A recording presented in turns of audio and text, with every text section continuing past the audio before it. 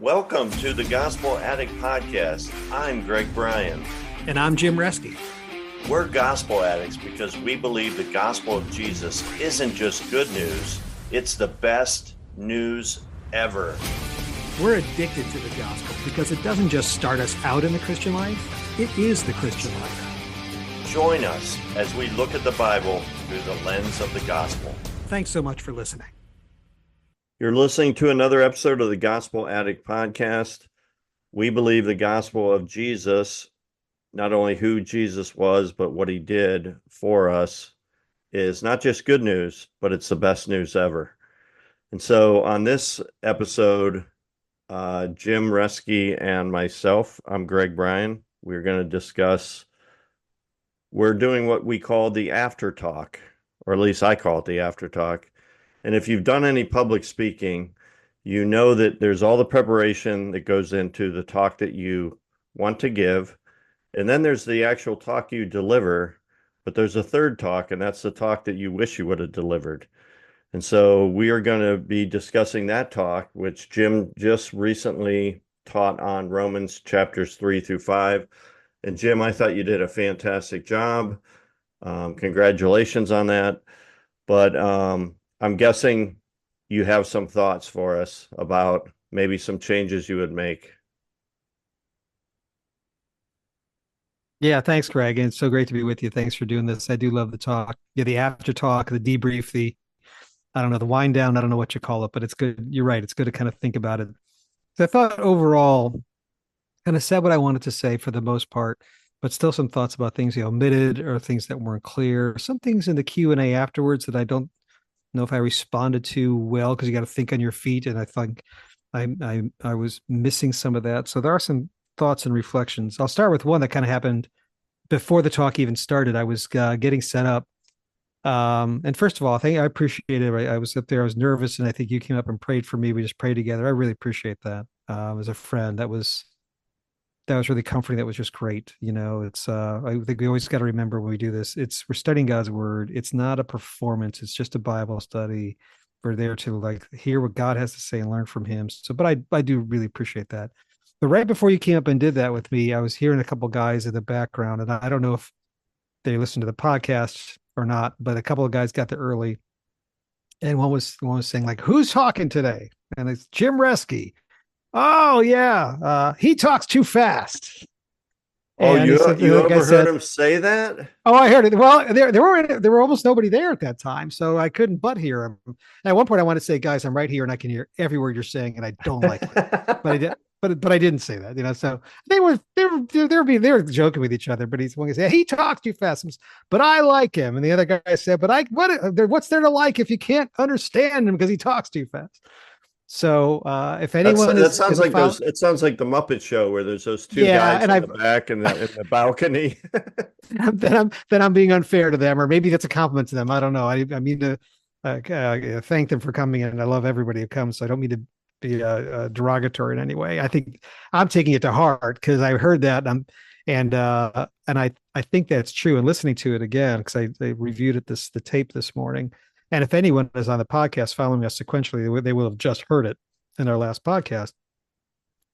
It's true. There's sometimes, especially at the beginning, I'm running over my own words. I'm just mumbling the words to get the thoughts out.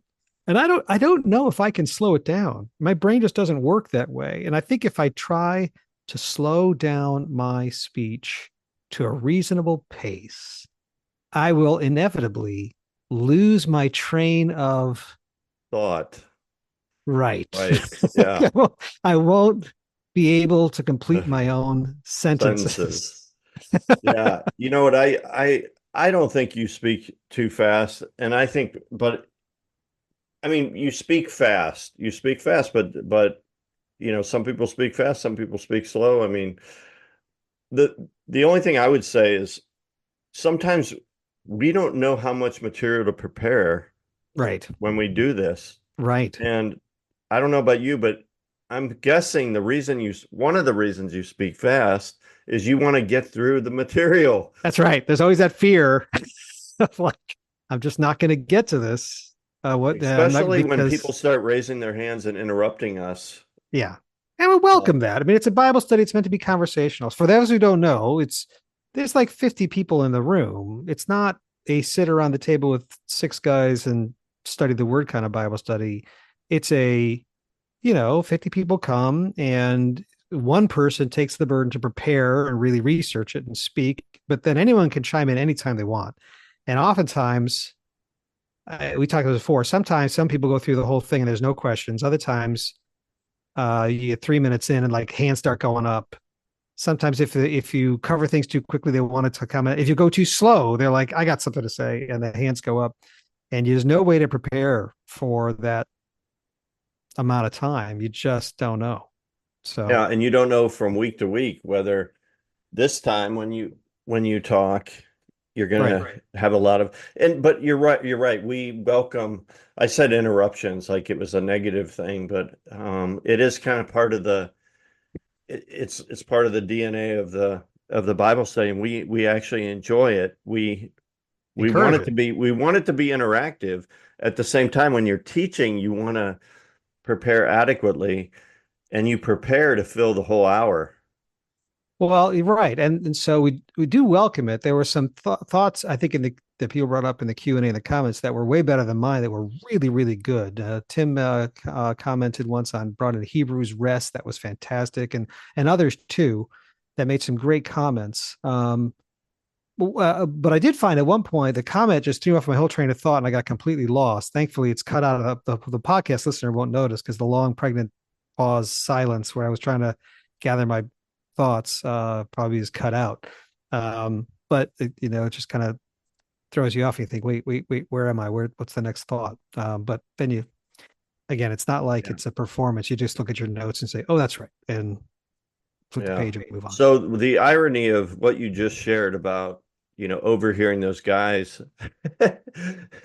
um, making comments about your speaking style is the actual content that you were sharing was how human beings, we want to have this validating Yeah, performance record where we're constantly trying to build our validating performance record right. to impress others so that and so uh, I mean, do you find that ironic like I do?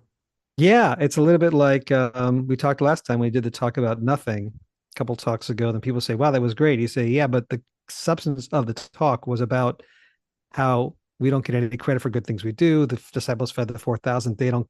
The 5,000; they don't get credit. It's all Jesus' credit. So how do you take credit when someone says, "Yeah, but your talk on how you don't get credit was really great"? You're like, "Oh yeah, but I don't get this." The very Right. substance says, "I don't get right." And in this way, the same thing. You say you're building your justification on maybe comments people say or compliments, and you feel like, if you feel like part of your validation is that you speak well, or and then people say, yeah, you're not so great, hotshot. You're not as you're not as great as you think you are. It's yeah, maybe that's a good validation of the thesis of the content of the talk. So Yeah. um, that was good. So you heard that and that kind of threw you off a little bit. I didn't think I didn't it didn't come across to me. Um, Yeah, just at the beginning, it is. You have to kind of. It's like all these talks. You get going, and then you kind of get in. You forget. I think the best times I've spoken is when you just forget yourself, and you're just so lost in the content. yes. Like I was so excited about some of these thoughts in here. The big thought of apart from the law, and that justification is not forgiveness, and this thing of the righteousness of God. That phrase how it comes up in Romans 1 verse 16 and 17, and again in 2 Corinthians 5:21. And I just love these. I was so excited about that. The judge analogy and the boat analogy, um, both of which I probably could have actually teased out even a little more than I did, and kind of expanded on a little more than I did. The idea in the boat analogy that we look at our that it starts with that idea that we can't, if we line up at the beach in LA to swim to Hawaii, nobody makes it. But we do kind of argue about, and we think Who about, went the well, farthest?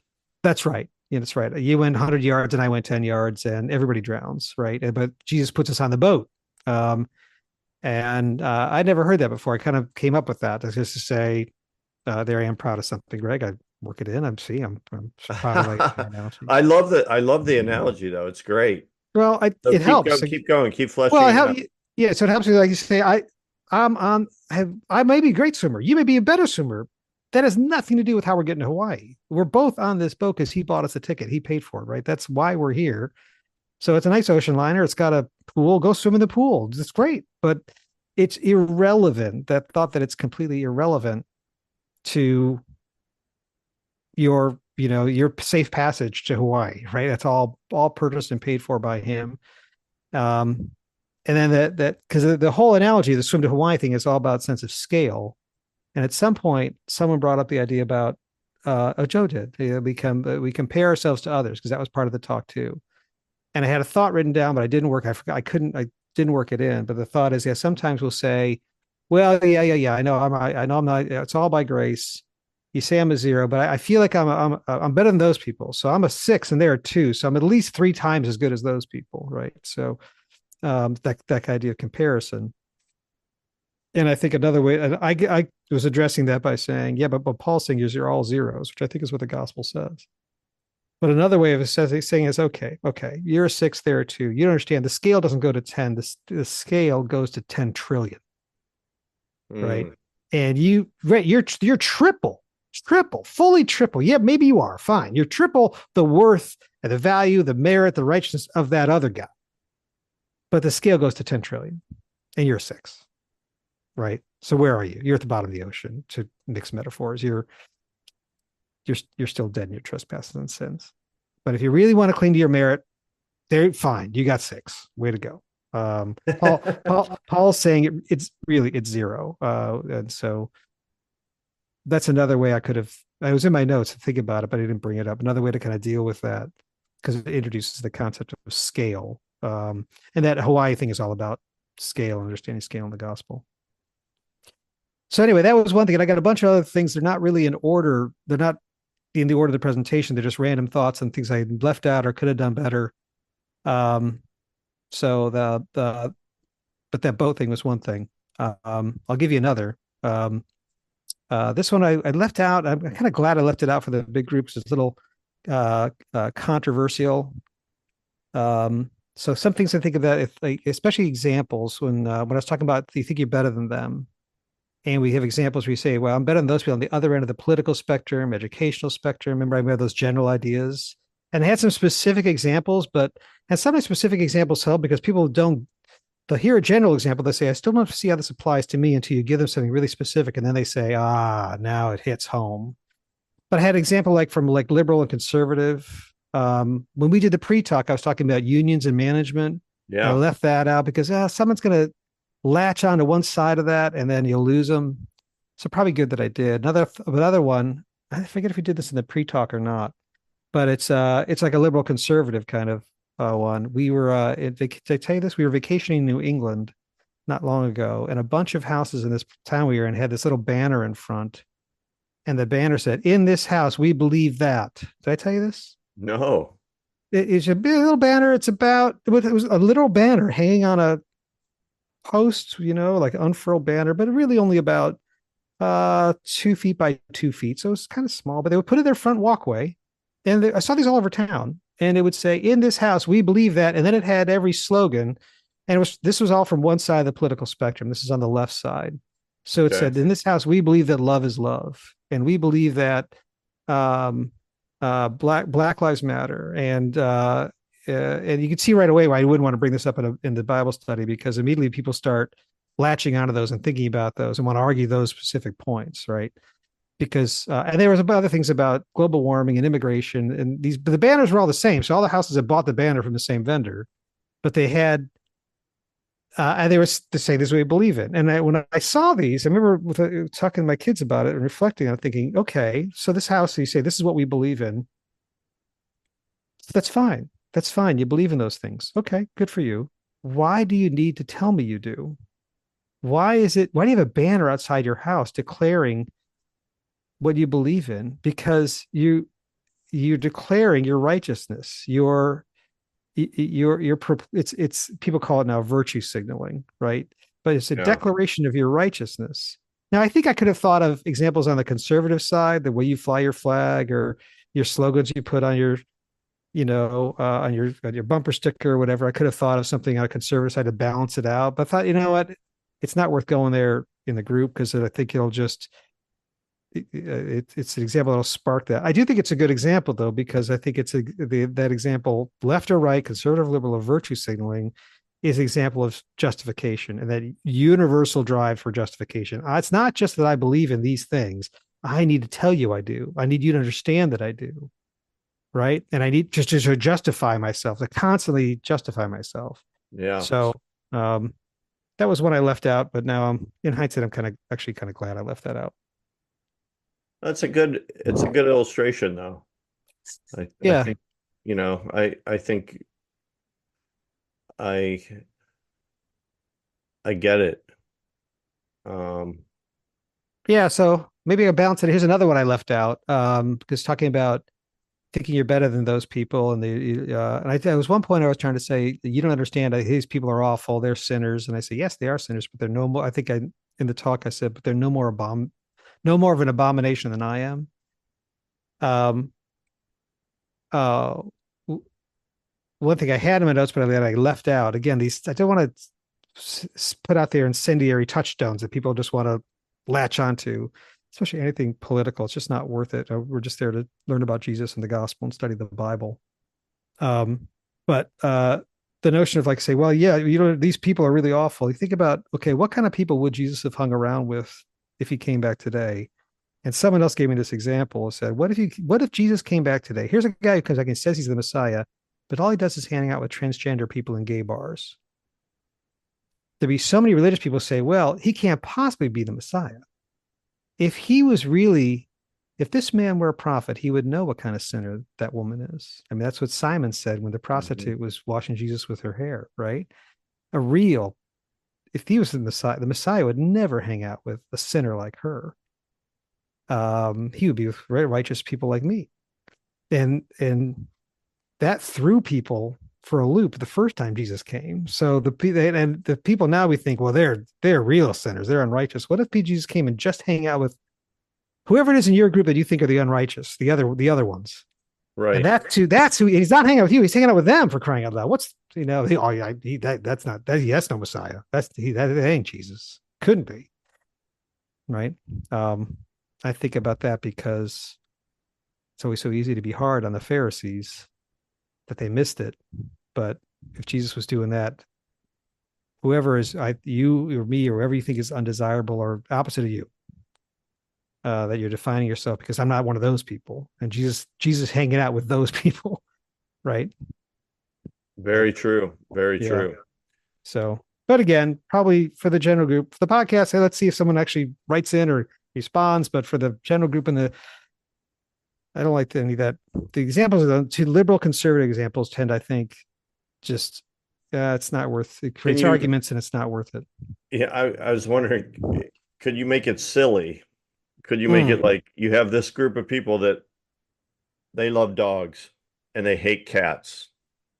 And then you have the people that love cats and they hate dogs. They're hanging out with cat people. That's ridiculous. Yeah, that's a good one. That's good. I like that. Sometimes if you just kind of make it absurd, right. Right. Hawaiian shirts, and everywhere Hawaiian shirts. And there's Jesus, that guy that he calls him claims to be the Messiah is wearing a Hawaiian shirt or something like that. Right. Yeah. Right. That's good. There's dog people, there's cat people, there's people, but it's human nature. We're constantly comparing ourselves. Yeah. And did I ever tell you, I hate to tell, I do this a lot. I'll tell you back a story that actually got from you. So maybe you're the one who told me this, Greg. I do that all the time. Tell a story. I'm like, the other person says, Jim, I'm the one, you idiot. I'm the one who told you that story. About Psych 101 students and Jesus. Have you heard this? Okay. I don't think that came from me. Okay. All right. Just to be safe. If it did, then all the better. But it's a survey they did. They say, write down, all the characteristics. I don't know if they do which one they do first, but they'll say, write down all these. Here's a little survey. Take out a survey and write down like all of your characteristics. Who do you think you are? and they I'm extrovert, introvert, whatever it is, and then it's like a personality scale or survey. And then a couple weeks later, they say, "Here's a survey. Take this as if Jesus were taking it. What do you think Jesus would? How would Jesus Christ answer these questions?" And lo and behold, exactly what you think. Everybody thinks Jesus is exactly like them, right? Whatever personality trait, profile I've got. Hey, turns out my Jesus is exactly the same way. Okay, well, here I'll give you a couple other things that looking back on the talk. The analogy with the judge and the medals on the chest, and I went through that, and I went through that kind of quickly. I think that came across clearly enough, but it's the part I would have expanded on a little more. It's not just that they pinned the medals on your chest that the judge had earned, but that they're because people see that analogy, and I think there was a comment afterwards talking about that. Well, if you're not performing, they take the medals off your chest. Like, no, no, no, you understand. These are what Jesus earned and gives to you. But even hearing that analogy, people might say, yeah, we'll treat you as if you earned the medals, but we all know you didn't really earn the medals, right? You're wearing the medals of the real guy who earned the medals. Mm. And you're able to go to that club because you got the medals as your pass. We all see right through that. We know you did. And I think you could hear the analogy and still think of it that way. Or you think, yeah, I got the medals, but I've got to do something to keep these medals. I've got to earn it somehow Yes. and deserve this. And like the Saving Private Ryan thing, where we're saving your life, but you got to earn this, and you've got to somehow prove that you're worth those medals. And that's just not the point. That's not the gospel. The gospel is you didn't merit it at one bit, but he fulfilled all the obligations of the law so that we can get everything he earned by doing that. And it's not just that they say, well, you phony, you got the medal, so I guess we'll open there, you can come in. But no, really, really revering you as if you were the man of valor, as if you were the battle hero, as if had really earned that. Not as if, but really like you did, right? My words are failing me, but it's not that people would just see through that and think you're a big phony, but that you really are. All that righteousness Yeah. really is given to you. That's the way I took it when you shared Okay, the story. But I see what you're saying though. And that's where almost every analogy breaks down at some point, right? that's right. It's just an analogy. It's just exactly There's every analogy you can find faults in it or, right.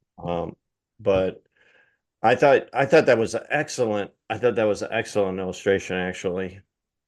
I With the I lo- judge. yeah, I like that a lot. That was good. Were you the one who added the medals thing or did you read that somewhere? No, I added that completely. Again, not to here I am Right. justifying myself, No, taking that's cool credit. though.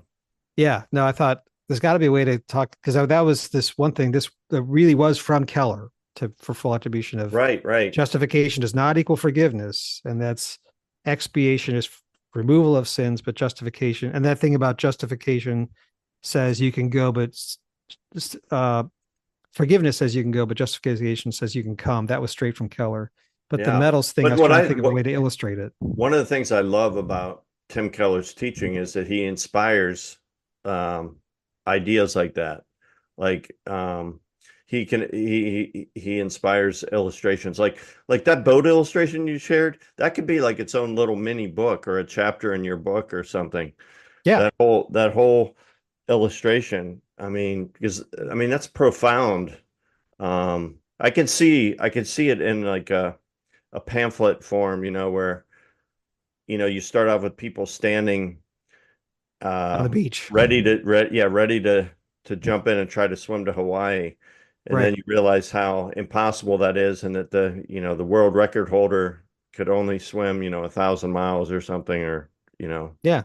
um so you realize pretty quickly it's an impossible task. And anyway, that's a really and that medals thing too. I'd never heard. I heard the judge thing before, where the judge Right. pays the penalty. But so that's good stuff, Jim. Keep that Yeah, in your man. side pocket. That's I should probably add it to the book or maybe I could really see it as a tract or as a a children's book or something. That simple message, right? The idea of the being on the boat and then argue, then people arguing on the boat, right? Be good if it was animal characters, the pigs arguing with a horse or something, right? Or Yeah, yeah, the panda bear. Who's the better swimmer? And like the owner of the boat says, "What are you guys talking about?" Um, right. but No, it that was could. from the lightning bolt for me, many lightning bolts, but the one light bulb that went off that apart from the law business about I said, that's what it is.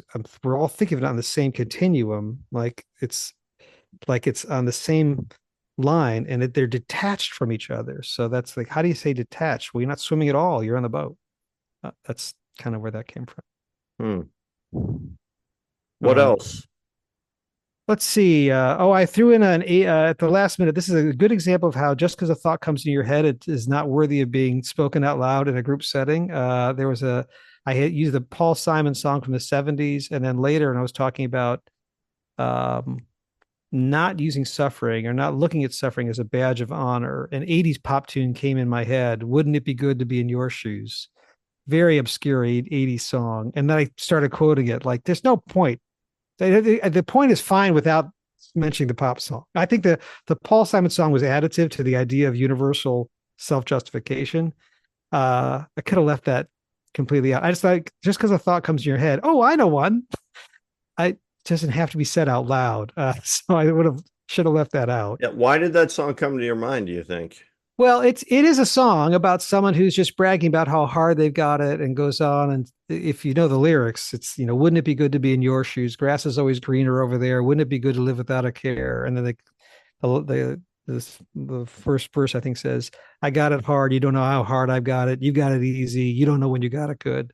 And it's just the whole song is like that, relentless. It's just that's the whole theme of the song. That's all it's about. Is about someone who feels better about themselves because they're suffering, and it does capture, I think, something important because I think that people can think of the scale of suffering's good. And the more I suffer, the better. And I feel better about myself to the extent I'm suffering. And I don't want relief from suffering.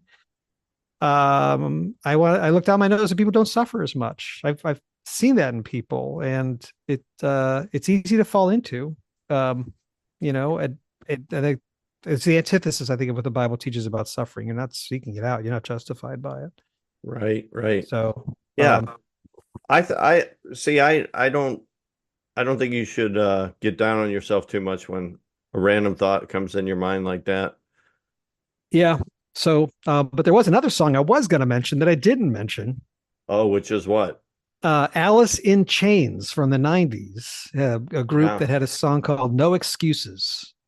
Okay. That's when we get to Romans when it says all mouths are shut and there's no more arguing with God. Yeah. Alice in Chains have this song "No Excuses," and as a sidelight, a musician friend told me it's actually. I was going to mention this because it was in my notes. I just didn't think of it. It's Gregorian chants. Like it's all these guys singing in harmony with '90s drums and guitars and stuff, but their harmonies are all Gregorian chants, so it's Huh. really attractive musically. Uh, but the chorus is every day something hits me, oh so cold. You find me sitting by myself, no excuses that I know. And I love it because there are not many songs like that where you say, I've come to the end of myself. I'm not making excuses anymore. It really is me and my fault. Huh. And not many, there may be other ones. I can't think of any, but there are not many that say, no, really, it's me. Um, Maybe Margaritaville has a line like that, right? It's my own darn fault. There's a line in Yeah. there. Uh, but not anyway. I like that song a lot because I think it exemplifies no excuses. It's me. It's not stop arguing with God. Huh. So that's one. That's cool. Oh, here's another one. Remember I told that quote from John Calvin. Yeah. I said which I had. I was in that Bible study it was in years ago, and I just can't find it. I was googling it. I kept looking, and I can't find that quote. But the quote is for the listener. It's from the king in his on his throne. And sorry to be gender specific, but that probably was written at a time when all the kings were. I guess if it was female, it would be queen, right? But he's a king on his throne. To the and he used this handmaiden in her bedchamber. There is not one who thinks they are secretly better than everyone else. And after the talk, I was talking to my wife about this, and she was telling me that there was someone, a woman who was cleaned houses for a living, who wrote a book. And I wish I'd had this example at the time. It's not like I looked at other notes. I didn't know about it until afterwards, but it's such a great example. She wrote a book about all the people that she cleaned these houses for. And they're all these rich folks. And she would, when she was in the house alone, like go through all their stuff, go through their drawers. Do you think, well, wait, who's doing that? But she would look at their medications. And she wrote a book about these people, and they looked down their nose at her, and they thought they were better than her, but yet look at all these medications they're taking, and look at this. And it's exactly that John Calvin quote. And she's probably right. They probably were thinking they were better than her. And she's cleaning their houses, but she's clearly, so the whole theme of the book is I'm better than all these people. Yeah, I'm the maid. I'm, I'm the house cleaner, but I'm way better than these people. So I thought it was a great example. I heard about it yesterday morning after the talk. I wish I had Huh. it during the talk. That's interesting. We'll pull it out in 2 years when we circle That's back right. around. That's No, right. I'll be the commenter. Say, oh, I got a story. they'll be, yeah, there you go. There you go. Um, is that it? Is that No, all? there's a few more. I'll try to be quick here and rattle them off. One of the commentators, Jim Love, on the tape, if you listen to it, he was talking about. He was listening to the thing. He was reflecting on it and talking about how we should not be respecters of persons. There's no good or bad people. And what he was doing was talking about church governance. And I heard him wrong. And so this is, as I listened to the tape again, thinking about it, he was trying to make a point. There are no good, bad people. Everyone's bad in the gospel. So we should invest too much power in individuals to run churches. He was talking about church governance. I heard him and immediately started responding, if you listen to the tape, in terms of public policy arguments, like you and I were doing in the pre-show. Yeah. Right. And then I listened back. I know he wasn't talking about that at all. I heard him the way I wanted to hear him, or what I thought he was gonna say, instead of really listening carefully. It was a church governance issue that he was bringing up. So, and it's a good one because I think I have been in, there's clearly our celebrity pastors. We put people on a pedestal. Been in Bible studies, or people say, "Oh, so and so, you're so wise. You're living the good Christian life. How do you do it? Tell us how you do it." And revering people like that and holding up on this. And the gospel's the right answer for that person should be, "I'm a redeemed sinner," right? Um, so the really righteous ones about it aren't really aware of their spiritual progress like that at all. Or but so he had a great point he was making about holding Christians on pedestals and structurally vesting with too much power in church governance. I took it that it's a public policy argument, went down a wrong direction. So that That's was an one easy thing. mistake to make, Yeah, especially when you're entertaining questions and comments on the right, fly. right, right. And then there was another one on the question comment on the fly that's on the tape talking about it was a good comment. It was like a multi-part question. I was trying to respond to a couple things. It was the one that was about the sacraments. He had a friend who was feeling justified because of the sacraments. And we anyway, responded to that a little bit, but there was one comment in there. People just you're talking conversationally in these things, so I don't want to take too much of it. But it was listening to it again, talking about the Bible still says you got to be good, you all these things to do. If you the people can say, well, God forgives me for everything, and so it can lead to the problem of license. The two thieves thing you always talk about. And then quick comment, and again, I don't want to be too hard or read too much into it. Just the word the word balance was used, and I think the person who made the comment thoroughly, deeply understands the gospel, and probably might even listen to this podcast. So, but I just thinking about the comment and hearing it, because they say, well, it's all a balance, and I'll go back and talk to him because I don't know if that's what he means, but I feel like it's not. There's a danger in thinking about that. It's a very nice thing to think, well, the Christian life's all about balance. You try to believe in grace, but also try to be good. You balance those things out. And I feel like it's almost like the whole equation is completely unbalanced. Like we don't meet the qualifications at all. Jesus meets them all. You know what I Hmm. mean? We don't have any. That's the whole idea of apart from the law, not on the same continuum. The swimming in the boat, we meet none of the requirements, and God demonstrates His love for us while we are yet sinners. So Yep. it's completely unbalanced that what we deserve is we're zeros deserving nothing, and He was the perfect one who gave it all. So to give it all to us, so it's almost like I'll go back and talk to him. Just the notion of is it if he say, well, you got to keep balance. So he didn't say this, but I think others can think of that to say it means like, yeah, believe in the gospel, but still try to be a good person. Just balance it out that way. And it's maybe the answer, Greg, is not, it's not like balancing the two, it's the sequence of the two that he gave it all to me freely when I didn't deserve it. And then in sequence, therefore, I want to do those things, right? Yeah. They're Well, a not lot of balanced people against think each other, but faith and works is kind of like a balance, like, right. you know, And I don't know if he meant it when he said it, but I now I'm reflecting on it after I listened to it again, like, oh, that he people hear the balance word and they think exactly what you just said. Faith yeah, and works.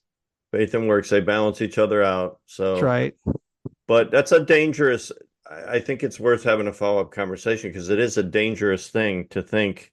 Sometimes it's like, okay, I believe in Jesus, but I'm going to cover my bases by Right. making sure my good outweighs my bad. Right. Right. It's like,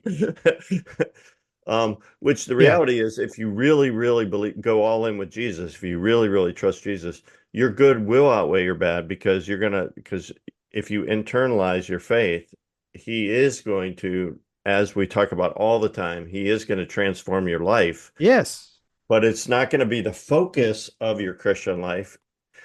It's, it's a byproduct of your faith in Jesus. Amen. Exactly right. Exactly right. It's a It's there's byproduct of worship. yeah. Yeah. Yeah. And then the mistake is comparing that byproduct, your changed life, with the unchanged life of sinners and saying I'm better than them. Well, now you're losing it again because your only righteousness is what he gave to you. Your standing is 100%. Apart from the law, we're justified. It's only because of what he did, right? And it's not anything to do with you. Balance is a nice. It's a good response. People like the word balance. They say, well, it's all everything in moderation. It settles all the arguments. It's a nice thing to say. It's just I don't know. In a way, now that I'm articulating with you out loud, I'm glad I didn't pick up on it in the Q&A. It would have. I didn't want to. It might have been reacting too strongly to it, and so good. But it's good here in the after talk it through. Yeah, yeah. Was that it?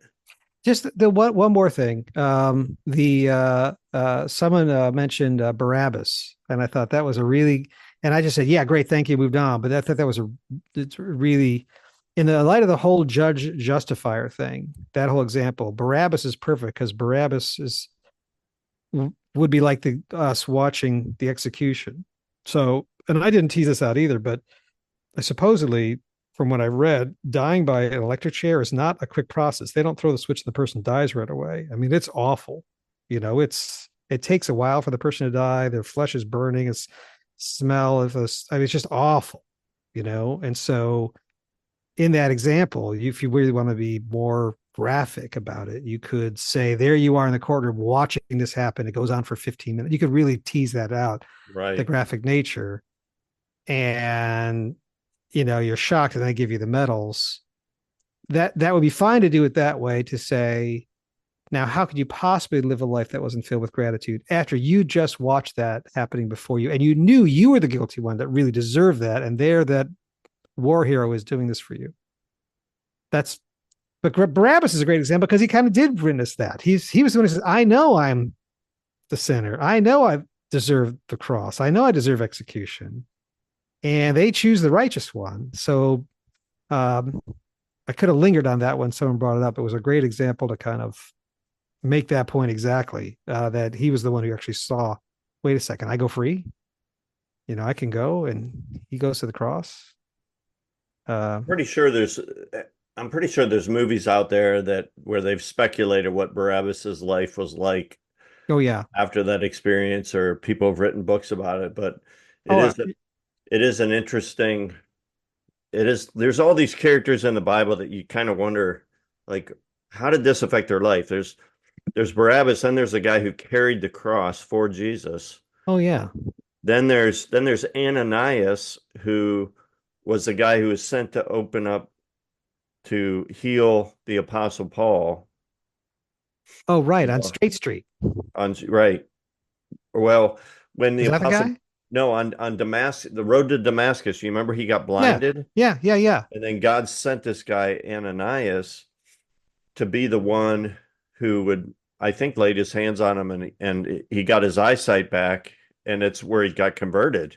But And right. Ananias didn't know. He didn't know what was going to happen. He argued with God, right? Right. Didn't he say, isn't this the guy who's been persecuting the Yeah. church? Yeah, I thought So that you was wonder, one of like, the what was his life like after that experience? And then there's all those disciples. The guy who replaced Judas Iscariot, who the Matthias. random. They remember they had like a. Yeah. They were picking between two guys. Both those guys would be interesting to know what their lives were like. The The other one who guy. got picked, and then the one who didn't get picked. That's right. That's right. What a great everyone's I I heard a Those could be episodes of The Chosen in the future when they run out of good biblical material.